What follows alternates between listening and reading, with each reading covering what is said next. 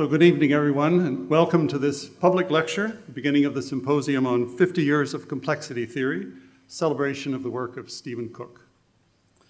My name is Ian Hambleton. I'm the director of the Fields Institute for Research in Mathematical Sciences, and thank you for coming this evening. I feel very privileged to be here at the launch of this exciting symposium, and on behalf of the Fields Institute, I'd like to welcome all of the distinguished computer scientists visiting this week who are going to present talks during the scientific program, which starts tomorrow. We look forward to all of your lectures. As you all know, I think computer science has truly changed and shaped our society and our economic life over the last 50 years and continues to do so every day. And tonight, we're here to honor the outstanding achievements of one of the world's foremost computer scientists. He's played a key role in the growth of this fascinating field, Stephen Cook. Over the course of his career, Stephen Cook's work has made striking advances in our understanding of complexity theory and proof complexity. He's a recipient of the prestigious Turing Award, and his research laid the foundation for some of the most active and important research activities in computer science today. This evening, we will welcome Dr. Christos Papadimitriou, Professor of Computer Science at Columbia University, who will give a one-hour lecture on the story of complexity and share his insights about this compelling area of research. Directly after the lecture, you're all warmly invited to a reception at the Fields Institute, which is just a short walk across campus at 222 College Street. You may follow the crowd. Just a few words about the Fields Institute itself. Its mandate is to promote research, innovation, and training in all the mathematical sciences. In addition, our workshops and programs also address multidisciplinary challenges arising from areas as diverse as infectious disease, or climate models, cybersecurity, financial stability, risk. The Fields Institute receives and greatly appreciates significant funding from the provincial and the federal governments. And in addition, we are supported by the 9 largest universities in Ontario as principal sponsoring universities. And we have been hosted here at the University of Toronto since 1994 in our building at 22 College Street, which you really must see after the lecture if you haven't been there before. Our 11 affiliate universities, mostly in Ontario, but some in the United States and in Europe, our private donors, corporate sponsors also help to expand our reach beyond Ontario, both nationally and internationally. We're very fortunate this evening to have Professor Mark Gertler, President of the University of Toronto, join us to give a few remarks. Professor Gertler is an internationally renowned scholar and urban theorist, widely published, numerous honors and distinctions, appointed to the Order of Canada in 2015. Please help me in welcoming Professor Gertler to share his opening remarks.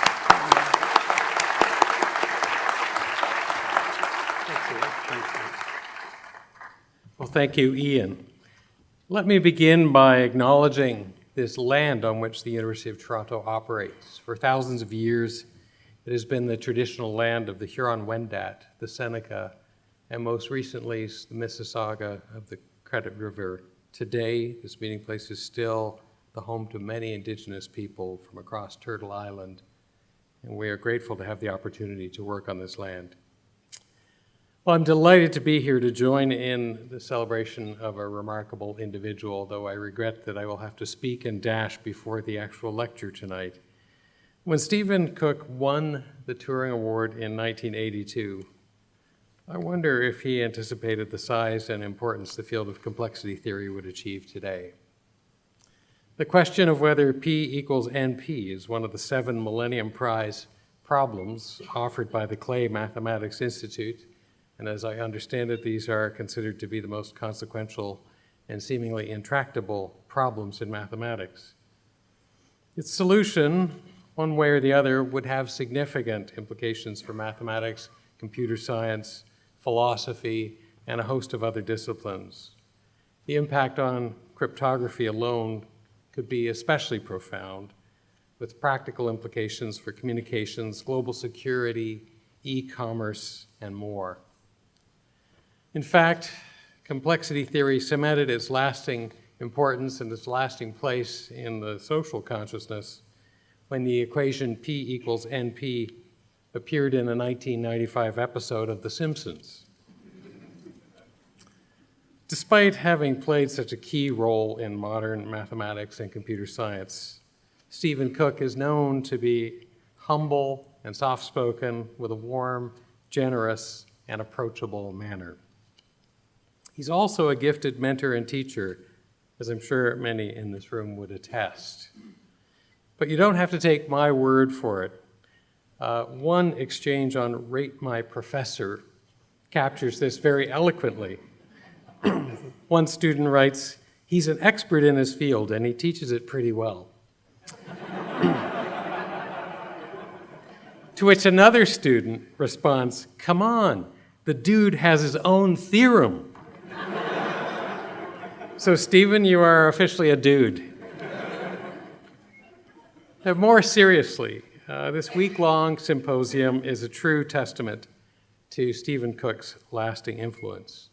Experts from around the world, many of them his former students or students of former students, have gathered to discuss the flourishing field that Professor Cook helped establish.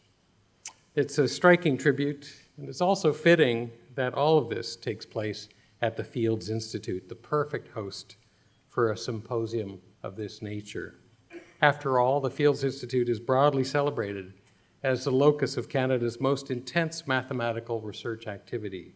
It brims with visiting scholars, seminars, lectures, workshops, conferences, awards, a host of advanced graduate courses, and widely respected publications. Fields is a truly remarkable place, and I am certainly delighted that the Institute plays such an important role within U of T's extended community, with connections to quantitatively inclined disciplines across the university. So on that latter theme, let me conclude with an observation. A public lecture is a special event, and the goal is to present ideas to a lay audience, or in this case, a relatively lay audience, ideas that spark curiosity and insight, that challenge us, and that provoke reflection. Well, I would suggest that engaging and inspiring the broader community is one of the university's central missions and one of its most important contributions to society. So it's not just that we can admire Stephen Cook's ideas and the ideas that he helped influence. We can all learn from the spirit of inquiry, discovery, and wonder that animates Professor Cook and the entire academic community on display here this evening. So let me conclude simply by thanking the Fields Institute for organizing tonight's lecture, and thanking Professor Papadimitriou for delivering it. And of course, let me also thank Professor Stephen Cook for the extraordinary contributions that have inspired this symposium in the first place. Thank you very much.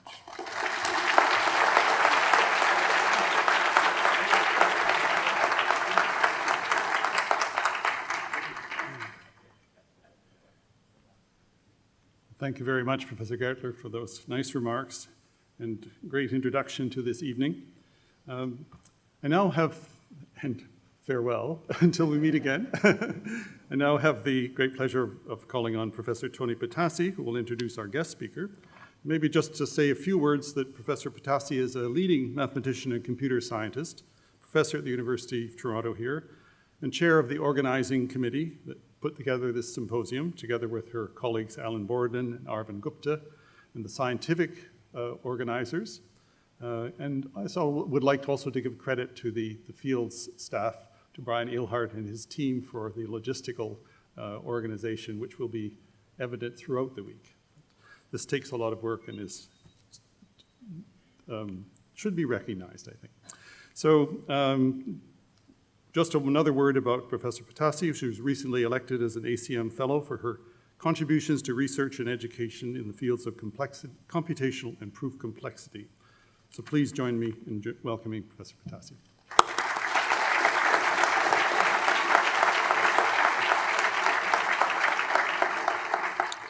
Hi, welcome.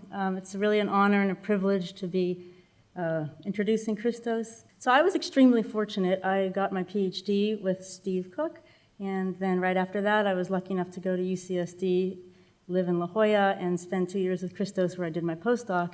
And they've both influenced me so much, and so I wanted to say a few words about Christos right now. So Christos is a very big thinker.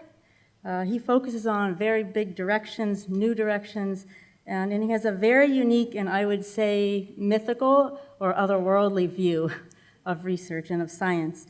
The hallmark of his research to me has been in discovering and recognizing some central questions, many central questions, across various areas of science. For example, biology, neuroscience, economics. And then he makes major discoveries together with his students and collaborators through the lens of theoretical computer science, and in particular through the lens of complexity theory. He seems to do this really effortlessly, and he has an innate ability, very rare in my opinion, to see art, literature, life, and science as all connected, sort of with no boundaries. For example, a long time ago, he gave an introductory talk on what is NP-completeness, a long time ago when I was there, and I had already, of course, I knew what NP-completeness was. I thought I understood its significance, but I left the talk, and nobody had really brought it to the level that he did, and it made me think about it in just a much more sort of otherworldly way, and the importance and significance of it. So I'm sure he'll convey some of that to you today. So this was actually, I'm not going to tell you about all of his papers. There's just way too many, but just wanted to mention this one paper that's not as well known as some of his other ones. This is the paper that influenced me personally the most. It was from '94, and this paper is about a brand new study of problems where there's you're trying to find, there's search problems, you're trying to find a solution. And what characterizes these problems is there's a solution, you actually have a proof that there's always a solution.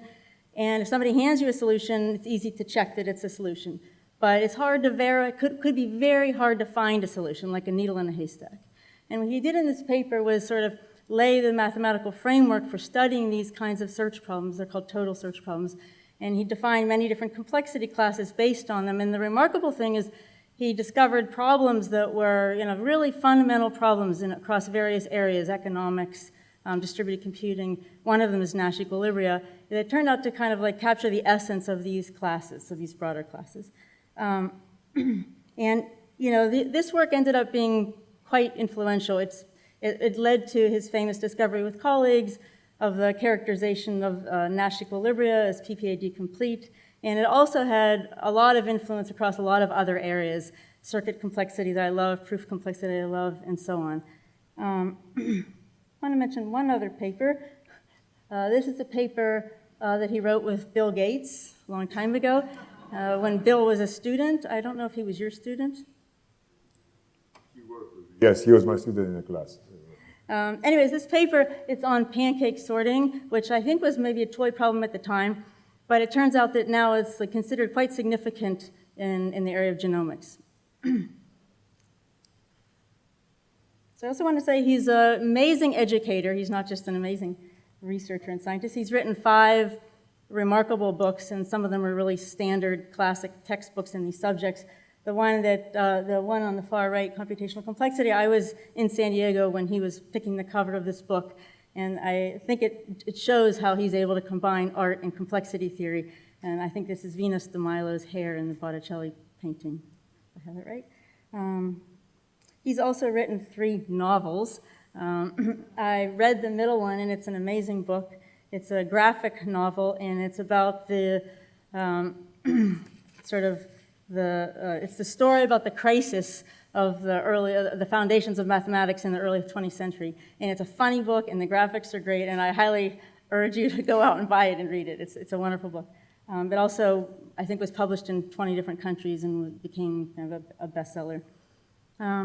He's received lots of awards. He's a recipient of the Knuth Prize, Gödel Prize, the EATCS Award, and the von Neumann Medal, and he has a trifecta of national academies. He's a member of the National Academy of Sciences, the National Academy of Engineering, and the American Academy of Arts and Science. And this is a picture of Christos, maybe the one he wanted us to put on the ads. And on this side is a band, I think it's a former band that he was in, called Band Lady X and the Positive Eigenvalues.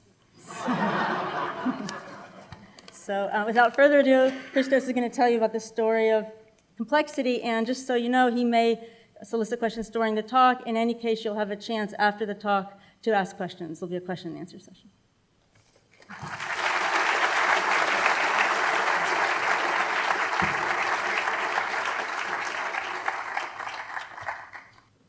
Thank you very much. Many thanks, Tony, for the lovely introduction. But you are right, that's a former band. I have embarked on my solo career 3 years ago, right? I am delighted to be here.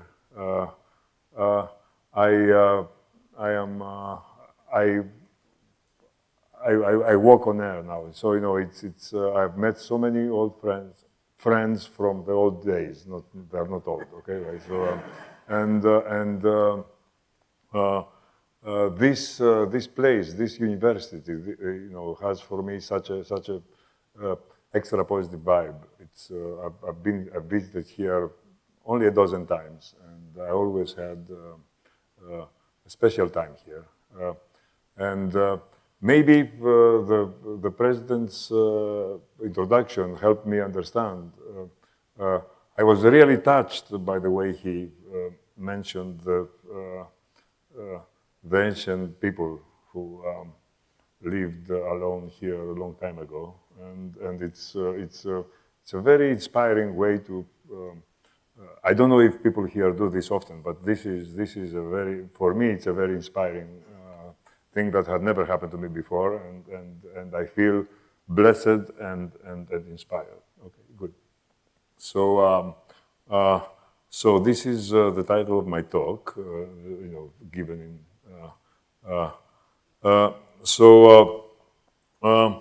You know, they warned me to try to gauge the mathematical sophistication of the audience. So everybody okay with this formula? No, I'm joking. That's not real. So basically, this formula has been around for a really long time. The Greeks knew it, but that's you know, it was really ancient, and people used it. It was very convenient. It was probably kept secret by the elites, and during the Renaissance, people, you know, mathematicians in Italy worked very hard, and it turns out that they generalized this to degree 3 equations and degree 4 equations. And the formulas are so complicated that I'm better off showing you the inventors, okay? That's Ludovico Cardano and Girolamo Ferrari, who around the middle of the 16th century in Italy discovered this remarkable, solved this very interesting problem. You know, so I'm told that more mathematicians are involved in the old days. Sort of, you know, the mathematicians were playing a game of tag, sort of, you know, trying to solve big problems. But these two people, they actually look a little similar to me. But and immediately, people were starting looking for the quintic formula. How do you solve 5th degree equations? Okay, because that's what people do. Okay, so you know they're naturally curious and intellectually greedy. So it turns out that a long time later, it was shown, and after I'm sure a lot of wasted lives of mathematicians, it was shown by, again, I think that Ruffini proved this, even though his proof was deemed not exactly up to par and needed an assist from Abel, who of course used Galois theory. So Ruffini, Galois, and Abel, around the middle of the 19th century, proved that there is no way to write the quintic formula. I probably didn't make it very precise, but what were these people seeking? The cubic and quartic formulas. They are used arithmetic operations, very much like the quadratic formula, plus roots, square roots, cubic roots, fourth roots, and so on. Okay, so the question that everybody was after was, can there be such a formula for the 5th degree polynomials? Okay, and the answer is no. Very similar story. Okay, what are these? These are regular polygons. Okay, this strange check mark means that they can all be constructed with straight edge and compass, you know, like in the old days by Euclid and company. Okay, so all these, and in fact, the constructions are quite easy, with the possible exception of the pentagon, which requires some maneuvering. Okay, so you know it's still quite simple, and there was this gap. Okay, and everybody was perplexed. I mean, when are we going to find the way to construct with straight edge and compass the regular heptagon? And it turns out that around the same time, as the quintic formula conundrum was resolved, and riding on the same wave of new algebraic insights, Gauss and Wenzel, not a collaboration, but sort of again a short assist kind of thing, they showed that it's impossible. Okay, that since 7 is not a Fermat prime, okay, which means that 7 minus 1 is not a power of 2. It does not have a construction of the regular polygon. Okay, so that's neither does 9, 11, 13, and so on. Okay, so, but 17 does. Good. So, what, I have many stories to tell you, right? I mean, this is just the hors d'oeuvre, right? I mean, so what am I saying here? What are we watching here? What are these stories about? If you think about it, construction by straight edge and compass, and calculation through arithmetic operations and roots, essentially are primitive, rudimentary forms of computation. Okay, and what we watched in these two slides, so you know, in these sort of ancient stories, is humanity trying to push these rudimentary forms of computation to the extreme, to their limits, and meeting these limits, okay, eventually. Incidentally, the dates will, you know, I want to point out to my impatient colleagues that sometimes good impossibility results take 3 centuries, okay, and to be proven, and the development of completely new mathematical methodologies like Galois theory. Okay, so much with these two problems. Let's look at something more that spanned a longer period of time, and that's sort of this. You know, it has to do with a story that we tell in the Logicomics book, which Tony was so kind to mention. So let's talk about logic, okay? I am going to talk about a very small slice of Steve Cook's work. And you should know that, you know, what I'm not going to talk about, but other speakers will, is his work on logic and proof complexity. But logic has, as you know, ancient roots. Aristotle founded logic like 20 other fields, okay? So, incidentally, I don't know how many of you are familiar with the goal. You know, his book on logic is called the Organum, okay, which means the tool, all right? So Aristotle invented logic as a methodology of science, okay? In other words, what am I? I'm a scientist. I do observations and sometimes experiments, and I deduce from these scientific facts, okay? And logic is the tool whereby I do this. What I want to draw your attention to is the definition he gave. He said that logic is truth that is both new and necessary, okay? Think about it. If you think for a second about this, you realize that the guy is talking about complexity, okay? That how can it be both necessary? In other words, it's a necessary consequence of what I already knew and knew, okay? It's because there is labor in giving birth to this truth, and that's why it's new. All right, I mean, this is that. So, and logic and complexity, sort of were born together, and they're coterminous. Well, that's Aristotle. For a very long time, very little happened in logic. Okay, until in the 17th century,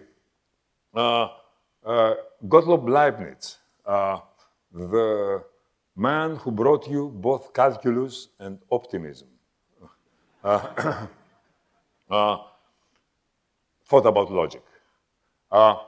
He wrote about it, but he wrote about it in such an obscure way, and I don't know if it was deliberately obscure or conspiratorial, because he thought that this was too powerful to let loose in the society of his time, the 30-year war and so on, that it took a whole army of Leibniz historians to go through his notes and realize that, yes, he had Boolean logic down cold, okay? That Leibniz basically discovered Boolean logic 200 years before George Boole. And the use he had for logic was different from that of Aristotle. He wanted it as a decision-making tool. His fantasy is that when you want to make a decision of importance, like for the economy, markets, or war, wise people gather all available information, and then they sit around the table and they say, let us compute, calculemus, okay? And out of this magic of Boolean logic, the correct conclusion will come out, okay? So it's, it's quaint to think, sort of, to read about the ambitions of such great people.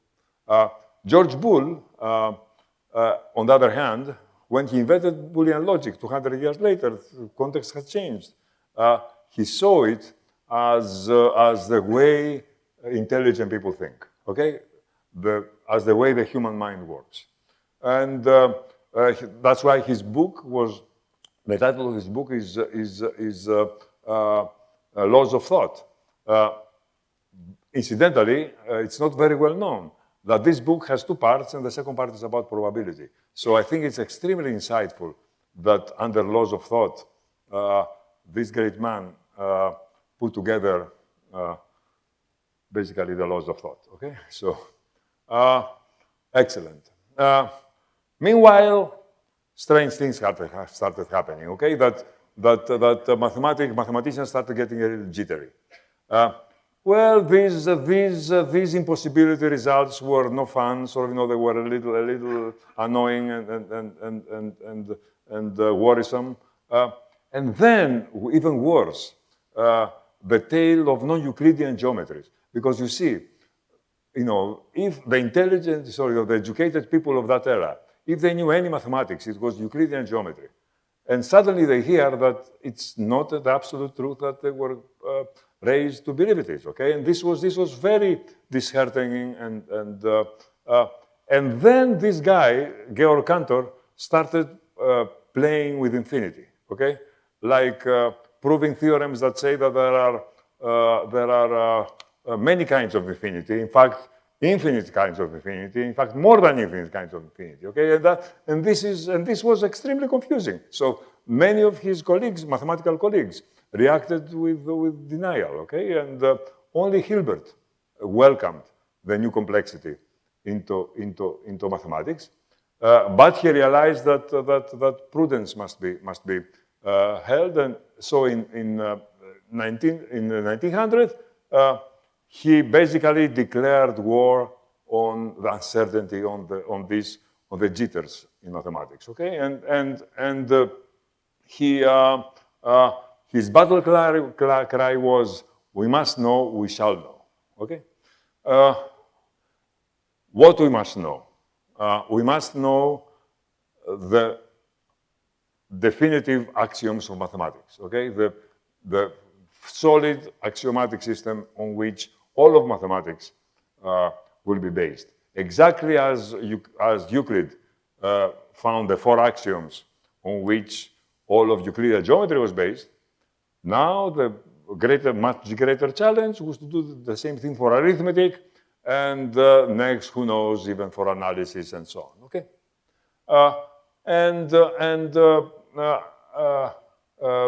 This great logician, Gottlob Frege, even though he had much greater ambitions, he remained in history for his invention of the language in which this battle will be fought, okay? That's the predicate calculus as proposed by Gottlob Frege. It's this mind-bending two-dimensional notation that nobody was able to master, and as a result, Peano and Russell came up with a more palatable, manageable notation. Following Hilbert's call, and for over 30 years, some of the greatest minds of that era. That's a story we tell in the Logicomics book. Some of them, people that I feel very intimately connected to, like Bertrand and Russell. They basically fought this battle. They tried to put together enough axioms to understand all of mathematics. And they started, I guess, by axiomatizing small fragments of mathematics of increasing complexity. And then, 30-something years later, and as Europe was being drawn into war and misery, this young Austrian student proved impossibility, okay? So, again, okay, we have now not the anonymous mathematical public, but the greatest mathematician of an era, pushing a system that is essentially computational to its extreme, only to its limits, only to find these limits and be disappointed. Okay, so this was a devastating blow to Hilbert's program. It did not scare mathematicians at all. Okay, because they sort of knew that what they were after will not be threatened by this. Okay, that they don't try to prove theorems like the ones that Gödel showed are unprovable. Because you see, what Gödel proved is that if you try to create a super powerful system for mathematics, either you will make it too powerful and it's going to be able to prove garbage, or you're going to make it not powerful enough, and so some theorems are going to escape proof. Okay? This was sort of, a dark moment for Europe, of course, but also for the field of mathematics, which was engaged by Hilbert in this battle for foundations. And interestingly, out of this dark hour, something incredible, something positive and powerful came out, and that's computation. You see, what happened is the following: that Gödel's negative result, negative possibility theorem, left one little glimmer of hope, and that was the following: that, okay, some theorems are going to be unprovable, but perhaps the theorems that are provable, maybe we can prove them automatically. Maybe we can find a way to computationally, algorithmically, automatically, mechanically generate their proofs. Okay, and this is the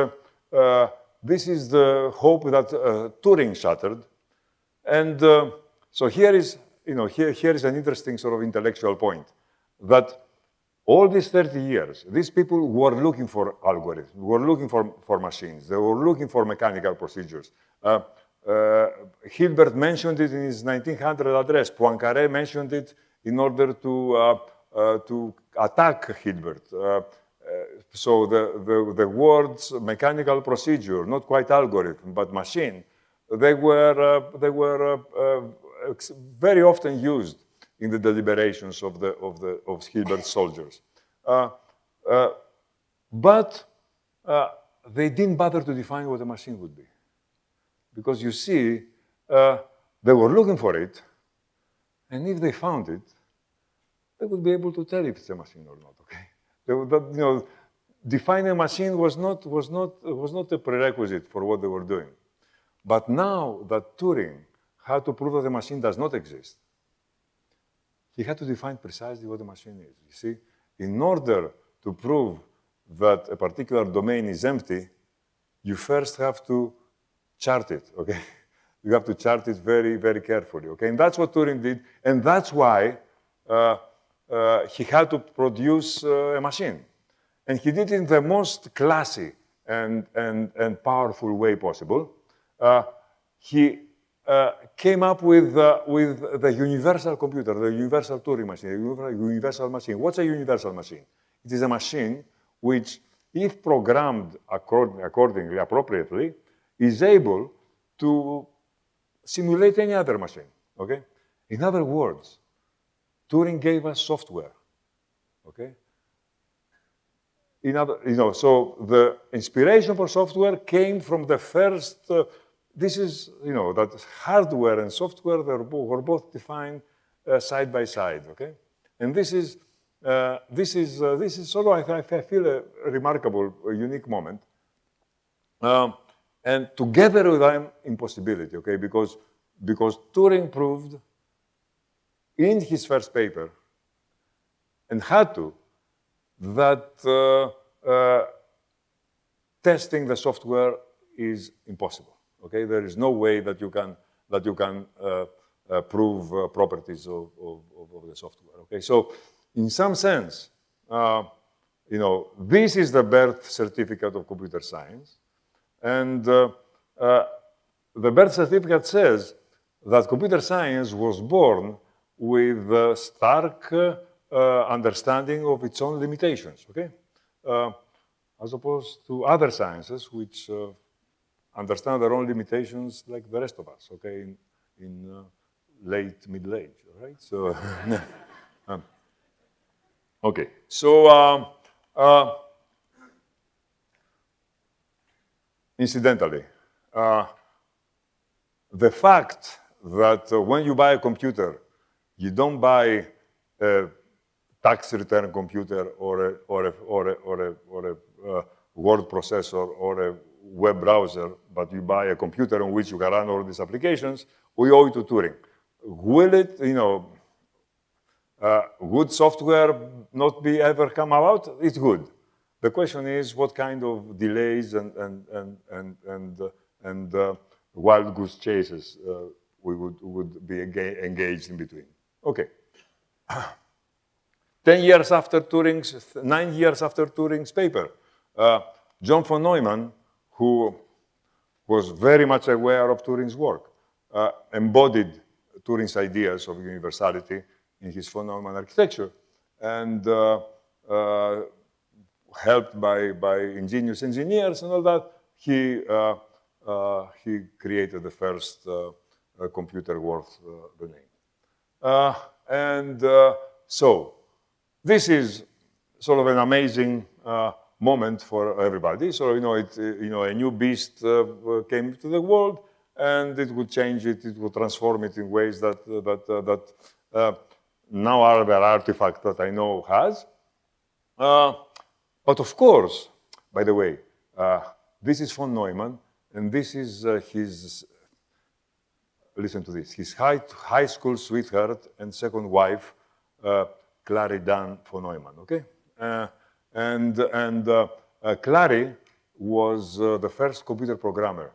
And there are beautiful pictures of von Neumann and Clary, Clary sitting and programming, and von Neumann kibbutzing, from behind her. Unfortunately, these pictures are no longer in the internet. So if you ever find them, okay, so I'm really very interested.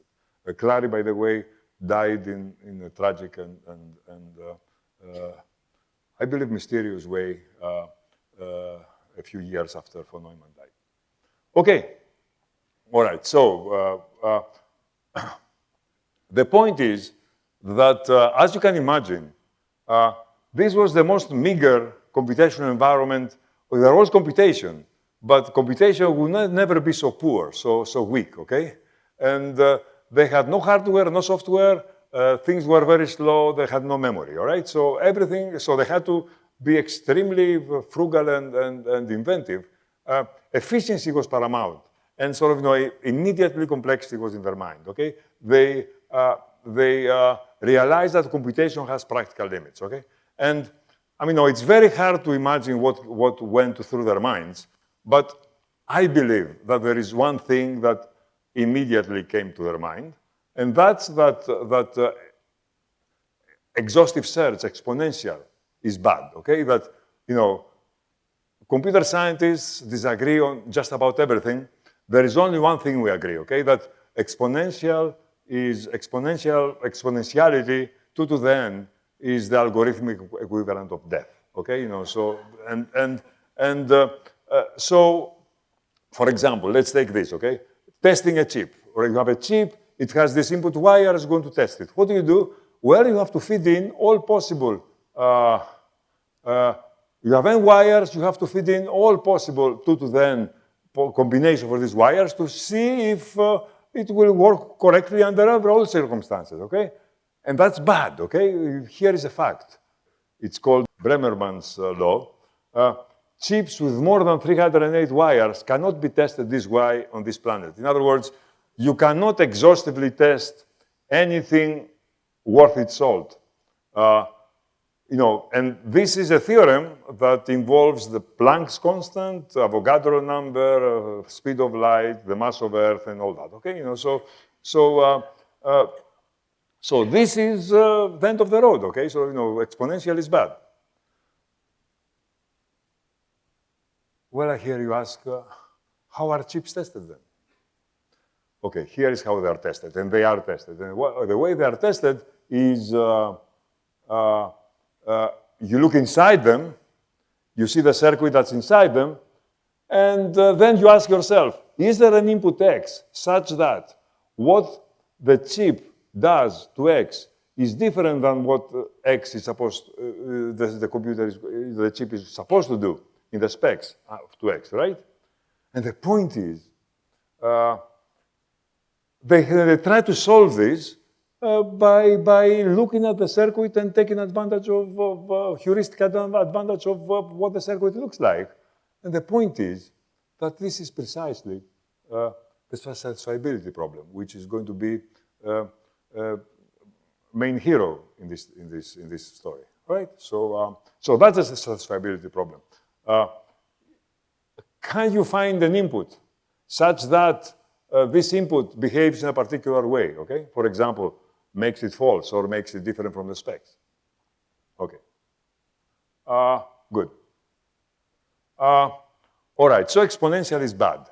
So what is the opposite of exponential? What is the ideal kind of running time that we should all be striving for? And polynomial has been proposed and accepted, all right? What polynomial, things like n squared, n cubed, and so on. If you compare the exponential, and where n, by the way, is the size of the algorithm's input always, polynomial looks good, okay? Because any polynomial will eventually be overtaken by an exponential for larger than enough n. So, and the proposal is that we call it a day, and we are happy with our day's work if the algorithm we developed works in polynomial time, okay, in one of these functions. And of course, there is obvious criticism to that. I mean, look at this function, n to the 100, okay? It's completely unappetizing. Look at this exponential function. It looks very benign, okay? And the point is that okay, here's my point, here is my answer to this. Any attempt to capture mathematically a ground truth, okay, to the truth in the world, is open to such criticism, right? I mean, for example, mathematicians wanted to define what a smooth curve is, okay? What's a smooth curve is one that does not pinches you when you touch it, right? Well, they decided to define it as C infinity, okay? And we learned an immense amount of things about analytical functions and analysis and differential equations and so on from this definition, all right? Even though some functions who are not C infinity, they look extremely smooth, and some C infinity functions would pinch your hand if you touch them. Okay, so in any event,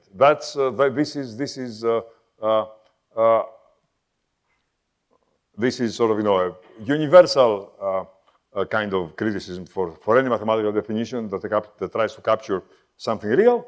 And the end of the line is that the end of the story is that P is we call all problems solvable in the polynomial time. All right, so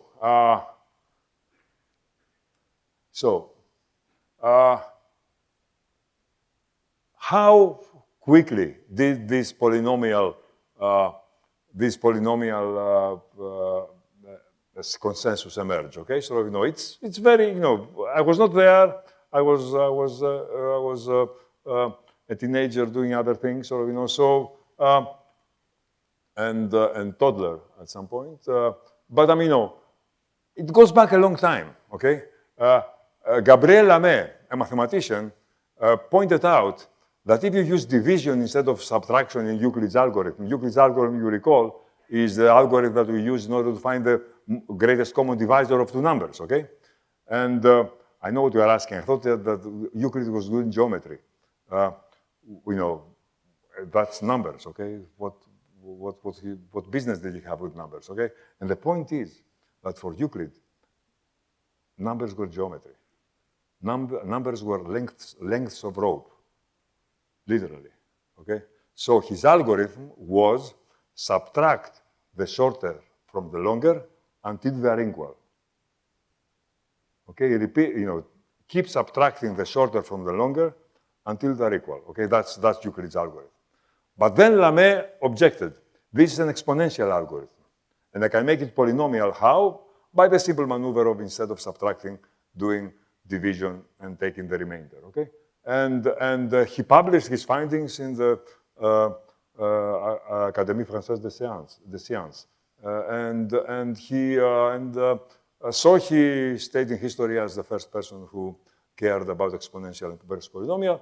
For John von Neumann, wrote in 1952, but probably had this insight for a long time, that going from exponential to polynomial is what algorithms are about. Okay, so he in a paper where he solved something like the assignment problem. There is Kurt Gödel's letter to von Neumann in 1956, where he proposes that functions like n squared and so on are very benign and, of course, much preferable to exponentials. And he ended up actually, as I'm going to tell you, this a letter, incidentally, that was it was a secret. It was discovered something like 10 years ago, Avi? More? Yeah. Okay, 20 maybe. Yeah. So, but I mean, no, it was a very interesting ray of light into things we don't understand. But in any event, Kurt Gödel was aware or understood this distinction, and then in the 1960s, the work of IBM's mathematician Alan Cobham and Jack Edmonds who actually called polynomial time algorithms good algorithms,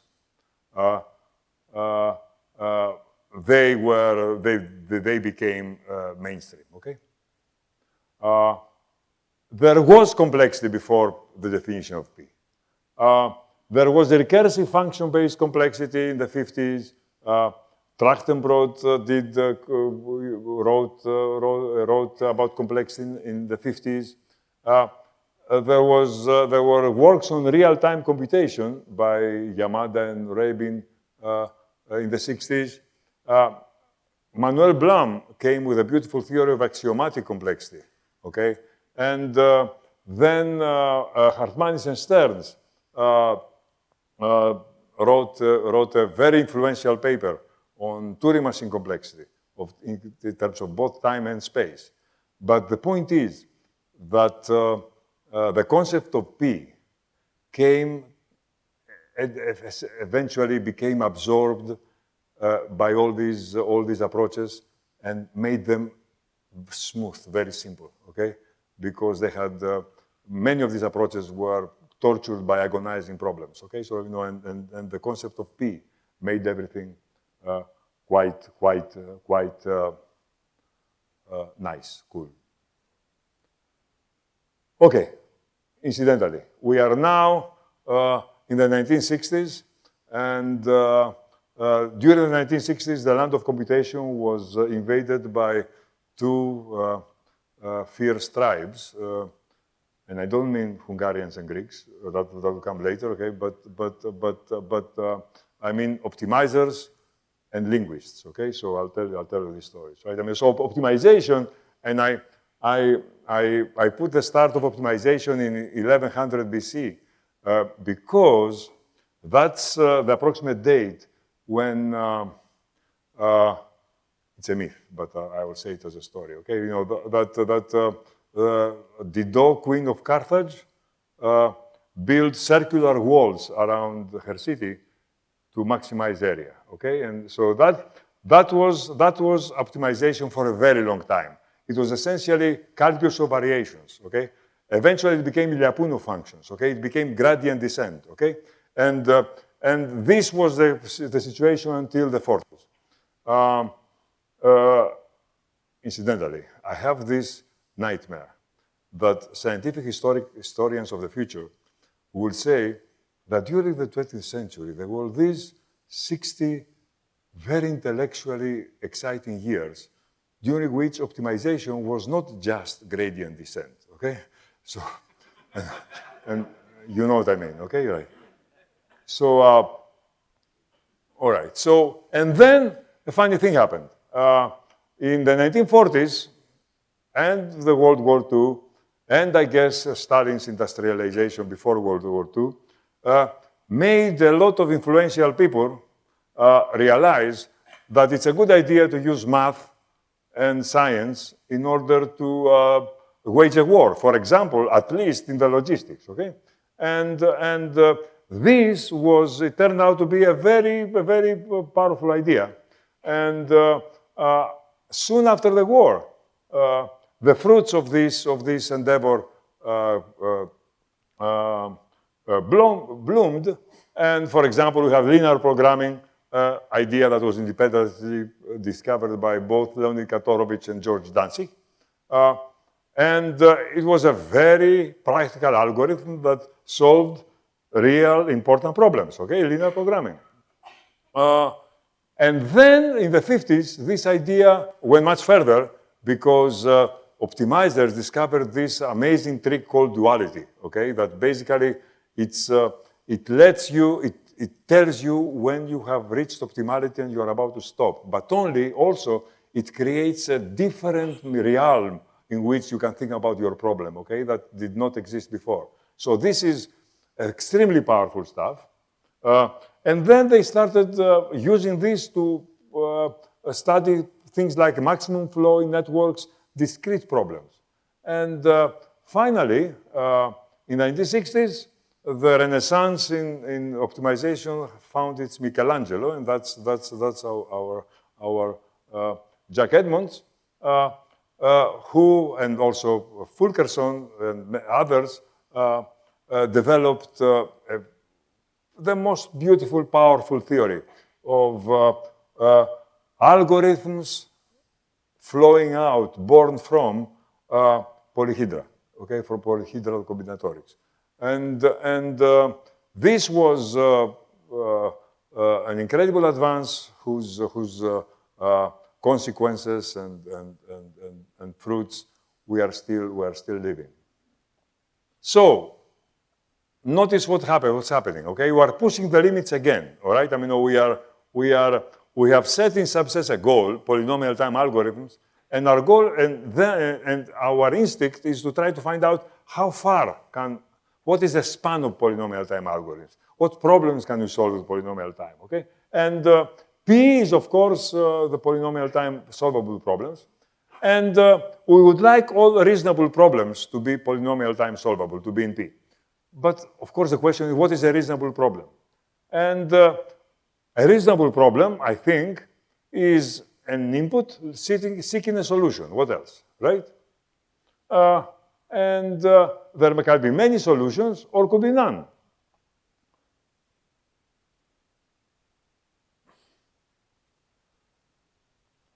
So, but there should be some ground rules. A solution should not be too long, okay? What I mean is that if you are working to find a solution, the solution cannot fit in the known universe, you know, then you are not working on the wrong problem. That's not a reasonable problem. Also, if you are given a solution, you should be able to say, yeah, that's a solution, okay? And because, I mean, if you are trying to solve a problem, and if a solution to the problem hits you in the head, you will not be able to tell, then that's not a reasonable problem either, okay? So that's, so what I'm saying is that the problem is as a solution of input x should be in P, should be solvable in polynomial time. And for example, satisfiability. You remember satisfiability? If I'm able to give you a solution, you know, I may spend days trying to find the solution to this satisfiability problem, to find an input that is a bug to the circuit, okay? But once I find it, I can show it to my colleagues and convince them that this is a problem and we should solve it, okay? Good. So, all right. Other examples. So let's go through a few examples, okay? There are many problems like that. Imagine that this is a social network, the social network of your village, okay? And there are many questions, you know, once you have this diagram, there are many questions you can ask. For example, are there 10 people among these 70-something people who are all friends with one another? Okay. I mean, I don't think I need to convince you that's a hard problem, right? I mean, you don't know how to start, right? I mean, and imagine now that it's a much larger network, okay? It's a completely impossible problem. The point is that if you found the answer, if you found the 10 people, you could convince me, yes, here are 10 people and they're all friends with each other, okay? So, you know, in 90, 45, whatever trials, I will be convinced. Here's another one.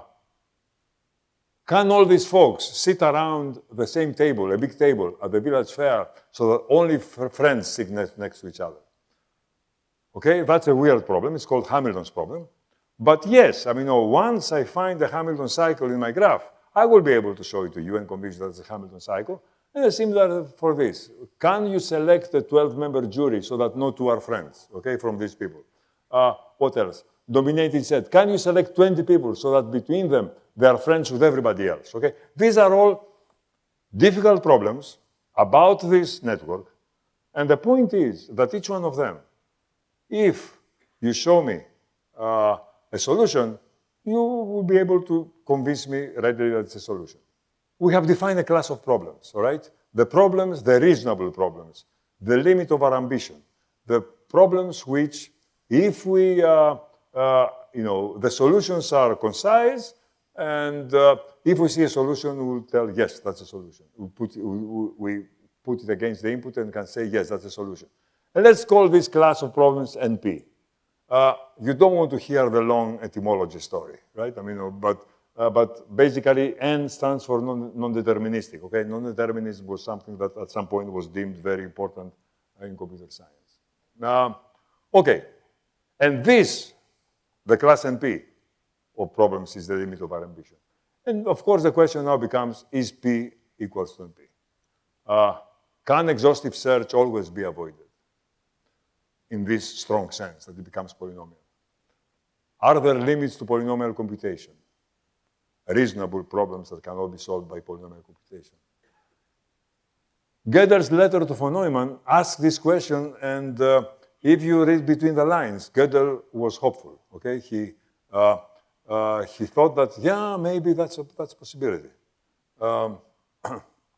which makes us respect this possibility. Okay, because Gödel was a very clever man. Jack Edmonds in 1966 conjectured the opposite, conjectured that P is not equal to NP. Okay. So, which side am I on? Is P equals to NP? Frankly, from the heart, I don't know. Okay? I really don't know. But my point is different. I don't know that. I don't know the answer to that. And I don't know the answer to that. Okay? And these three questions, and probably 3 or 4 more, are such that are sort of questions of pan-human interest, right? In other words, here's what I'm saying. Imagine that we are lucky and we are able to squeeze another couple of thousand years out of this planet, okay? Against the odds and despite the oddballs, okay? And we don't solve this problem. What's the point? Why try, really? Okay? All right. Let's go back to the history of computer science, okay? That's the linguistic invasion, all right? So Noam Chomsky, at some point, he had this nasty fight with a Harvard psychology professor called B.F. Skinner, and in his defense, he came up with a hierarchy of grammars, okay? And for some reason that I don't understand, computer scientists went ape over this, okay? And it became viral in computer science, so to speak, and everybody, so very soon, we discovered computers,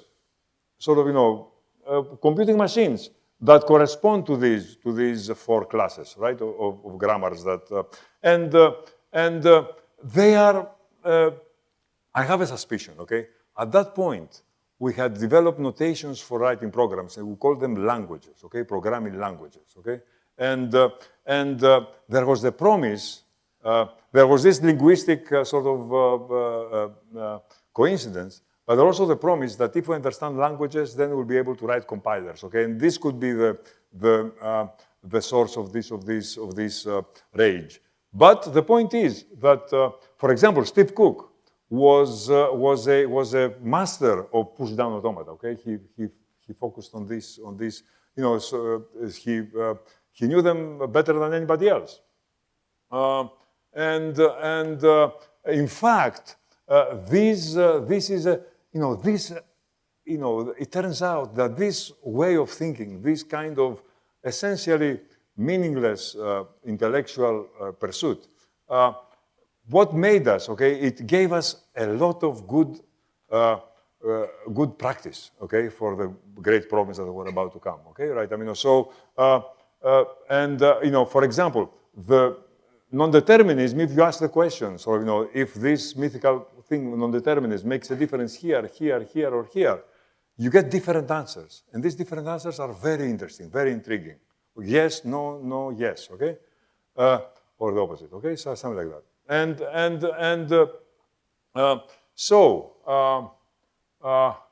Finally, I'm coming to the culmination of all this. So to Steve. I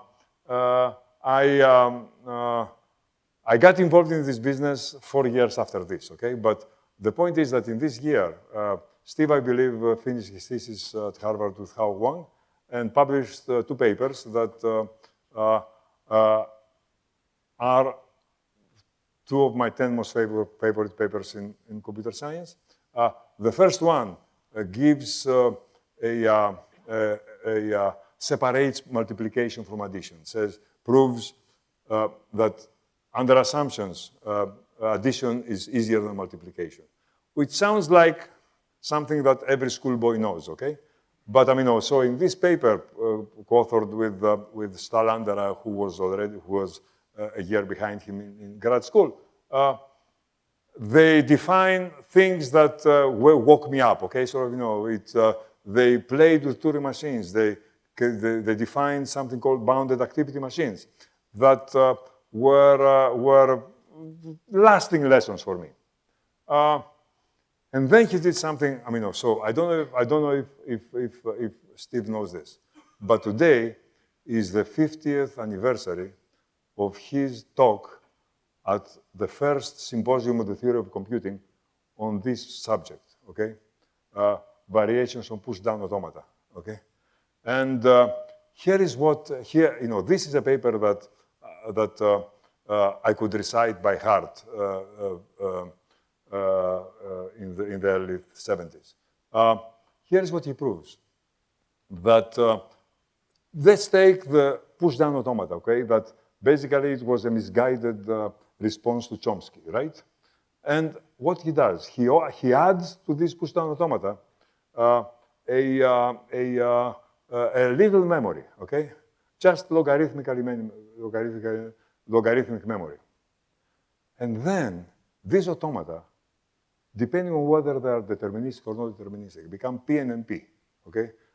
Sorry, my voice breaks, okay?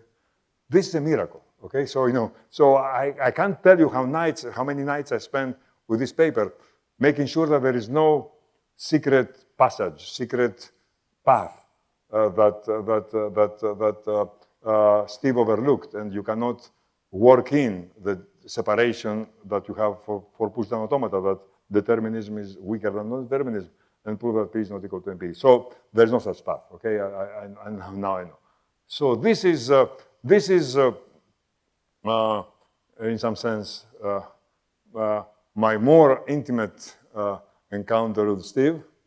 And I'll tell you now about our public encounter. All of a sudden, out of nowhere, in 1971, Steve proves this theorem, Cook's theorem, which says the following. Satisfiability is the hardest problem in NP. This means that all other problems are reduced to it. To put it in a different way, if satisfiability is in P, then P equals NP. The first problem to get into P, if P equals NP, will be satisfiability. Everything else will follow. Okay? This is probably what Steve is most famous for. He has done some amazing other things. Okay, so and I'll tell you about briefly about one other aspect of his work. But it's really more than what dozens of people will ever be able to produce. Okay, so because nothing prepares you for this. Okay, it came out. When I say it came out of nowhere, I mean it. So there was no. It has no antecedent. It has no precursor. Okay, yes. Okay, so in some sense it does a Gödel trick. Yes, in some sense it does a Turing trick. Yes, the logic and recursive function theory. We knew the concept of completeness. Okay, and in fact, even in programming in context-free languages, people had started to talk about the hardest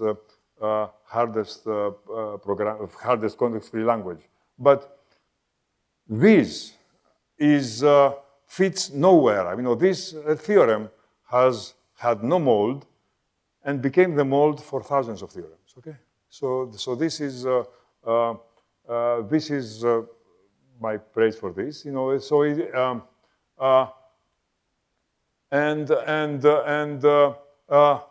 This theorem is so singular that it does not fit in the paper where it was published, okay? Because the paper where it was published continues with a very nice second section where predicate calculus is visited, okay? So, and proofs through Herbrandt's theorem in predicate calculus. Okay, so, and the singularity of Cook's theorem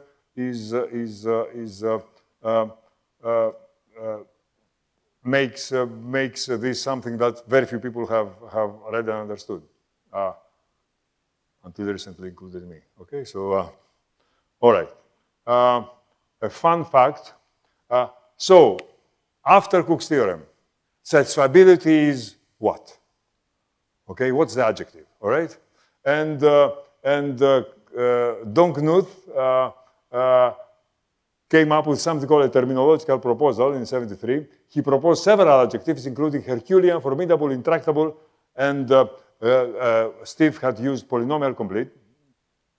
Another counter proposed Sisyphean, okay? Nice, okay? Eugean, you know what it means? You know, it's if you are Greek mythology buff, it evokes mountains of horse manure, okay? Right? I mean, if you know what I mean, okay? This was actually bad as satisfiability, and guess how they wanted it abbreviated, okay? It happened, folks, okay? Right, so, okay, so, but eventually, the eventual choice was NP-complete, and this is how these problems are called nowadays, okay? So, more fascinating history. You know, there is a beautiful letter by Ludwig Bolyai, Hungarian mathematician, father of the famous mathematician Bolyai, who told his son, publish soon because great theorems are like flowers. They bloom the same morning everywhere, okay? You know, so it turns out that Leonid Levin, a brilliant PhD student of Andrei Kolmogorov in Moscow, proved sweet results essentially equivalent to Cook's theorem. And the paper appeared in '73, but Leonid had announced the results 2 years earlier, okay? So this is usually known as the Cook-Levin theorem, all right? And then comes an amazing deluge, okay? So, you know, Dick Karp proved that the following 21 problems are also incomplete. Click, which Steve had gotten, but also another 20, okay? And this seems like a quantitative advance, okay? So, you know, so it was 1, 2, now we have 23, all right? I mean, so what? The point is different, okay? So here is the greatness of Karp's contribution. After the Cook-Levin theorem, the world looked to mathematicians like this, okay? That basically there is MP, there are some problems that you can prove NP complete, and satisfiability is a lucky one, and there are problems in P. After Karp, the situation is like this, okay? Because what happened is the following. Karp read Cook's paper, looked around him, and noticed something amazing, that everything that he didn't know how to solve is NP complete. Okay? This means that NP completeness is not an intellectual pursuit, okay? It's a tool, okay? If you cannot solve a problem, you should try to prove it NP complete, because maybe this will save you a lot of time, okay? A lot of effort. And as a result, okay, so one thing that, you know, I'm a great fan of Karp's paper also. And one thing that I find my favorite part of this paper is the part where he says, and 3 problems cannot be classified this way. And he lists 3 problems. Linear programming has been classified, factoring, and graph isomorphism, okay? These are still unclassified, okay? These are, this is graph isomorphism, and this is factoring, okay?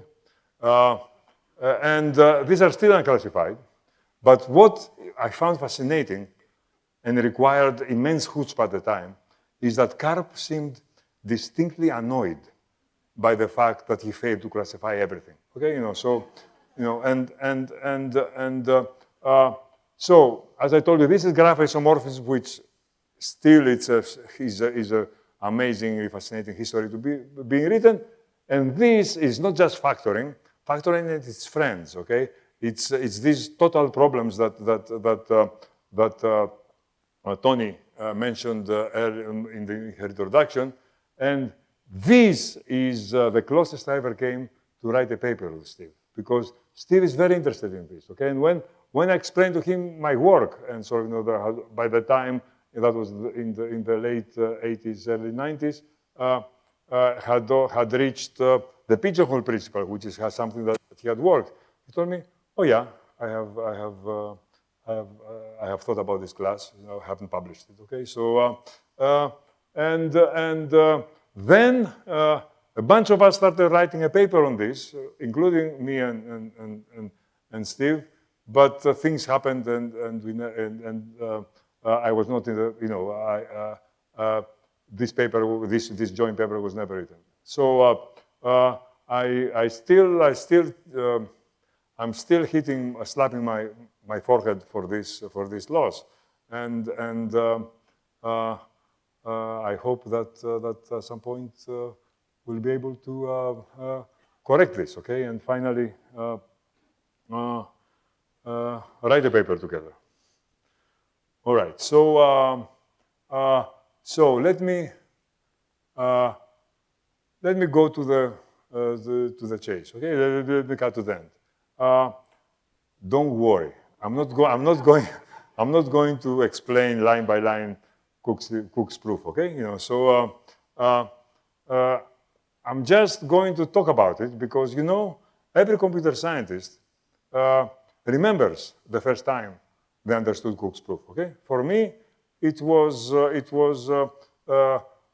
fall semester of 1973 when I took a course on complexity from Harry Hunt, who now teaches at SUNY Albany, at Princeton. And we spent 3 memorable lectures, digging, understanding, analyzing, diluting Cook's proof, including the famous mistake in the middle, but it's inconsequential. Okay, right? So, okay. So, the point is that I have taught it probably many dozens times, probably 40 times, and every time we all teach it. Every time we teach it. So in the beginning, it became not 3 lectures, but it was 1 lecture. You had to take a good night's sleep, long shower, go to class. Okay, and nowadays, I still teach it, but I have to think how to fill the remaining time. Okay, and the question is, what happened? Okay, so it's not that we have become better teachers. It's not that our students have become smarter. It's something else. Okay, it's that our field has wrapped its mind around Cook's proof in such an intimate way that Cook's proof has left an imprint in our field's mind. You see? And in our culture, in our discourse, in our ideas, in the way we explain things. And as a result, in a sort of magical, secret way, our students come prepared for it. Okay? So that's all. Thank you very much.